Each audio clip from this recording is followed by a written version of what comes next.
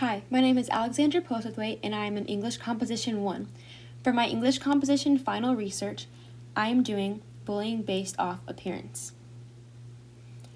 I chose this topic because it is one of the social issues that can truly be fixed if people put more of an effort to make a difference. Bullying is a very hard thing to stop overall, but bullying someone emotionally because of their appearance can be stopped.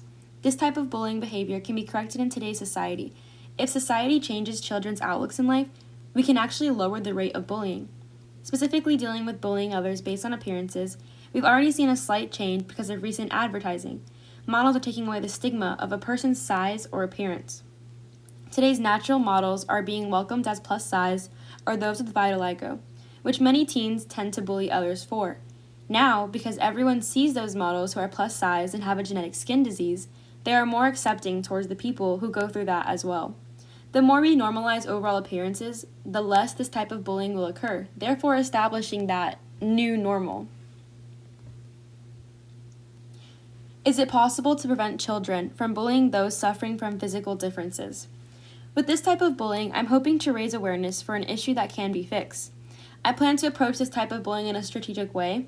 I will show the audience that everyone has a flaw, whether they want to admit it or not. Just because it is not as noticeable does not mean they do not have one, and should have the right to bully those whose flaws are more noticeable. I would also like to show the bullies and children being bullied that even today's models and celebrities have similar flaws or diseases that children are getting bullied for on the daily. Bullies are doing such obnoxious things to these people for no reason at all. It is not fair to those getting bullied every second of every day just because of what they were born like. They cannot do anything about it, and they would not even care to change their appearance if people did not bully them to begin with. How did you start the research?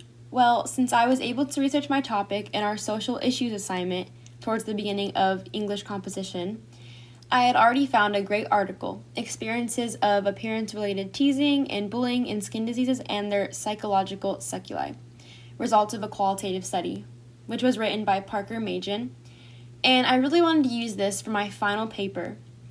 I knew that I would eventually find other reliable sources as well within a website or an interview to provide me with more information on this issue, which actually worked out really well because I eventually found a book and a personal story from a news writer that helped significantly on top of this article. What conflicts did you come across?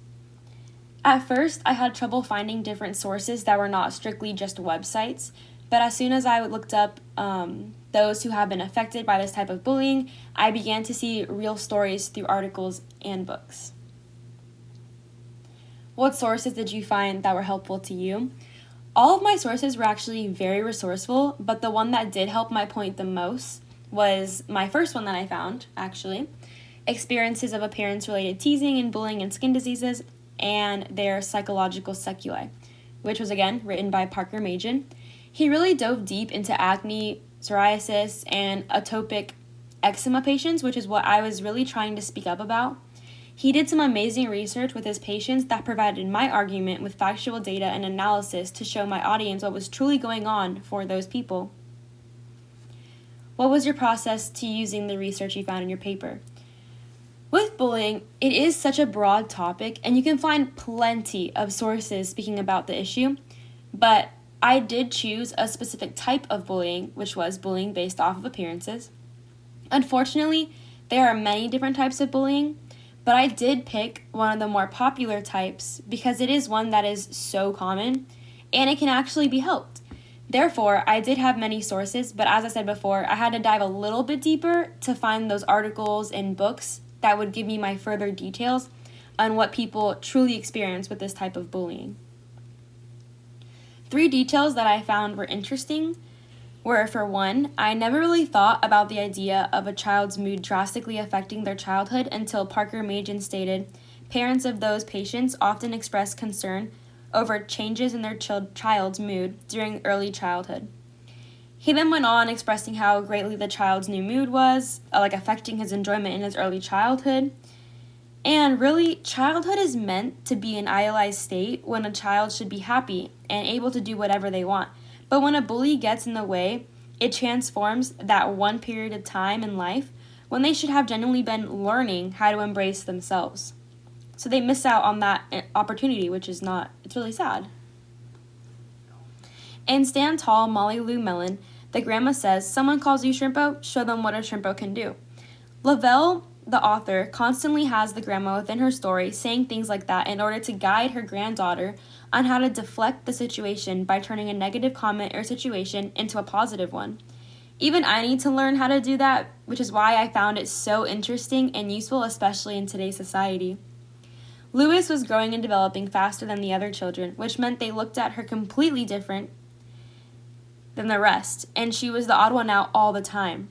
It's crazy to even think that growing up is considered a bad thing or odd thing when, as you get into high school, all teens think about is growing even more, becoming more mature.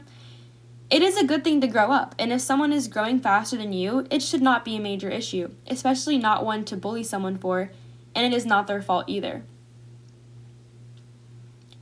So for my first piece of evidence, I found this chart, and according to these percentages on reasons for bullying given by the Youth Truth student surveyors, you can see the largest percentile is 44%, with the students saying it's because of how they looked. So there you can see the largest percent is of appearance.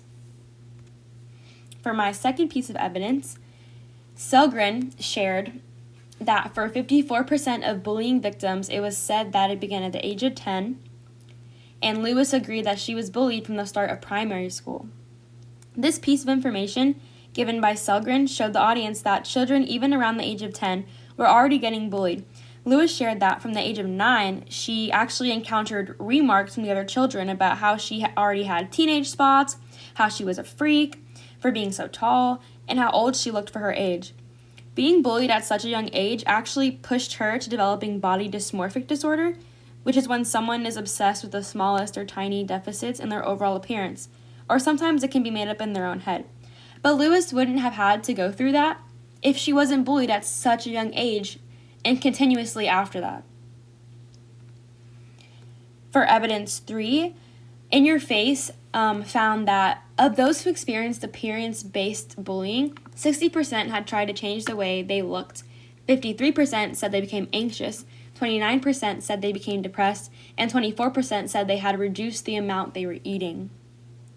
As a result of those statistics, many big children's organizations such as the YMCA are actually urging schools to improve the youth's body confidence from a very young age.